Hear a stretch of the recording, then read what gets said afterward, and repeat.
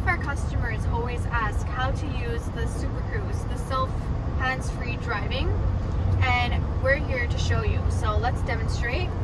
You're gonna be wanting to be on adaptable highways. So for example, we're on number 1 right now.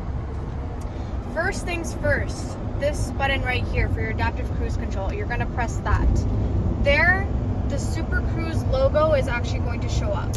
And then from there, it's a simple press of this button right over here for Super Cruise. I'm gonna have green light up, and from there, it should start. And I can let go of the steering wheel, let go of the gas. I can even press this tab right here, push up to increase my speed.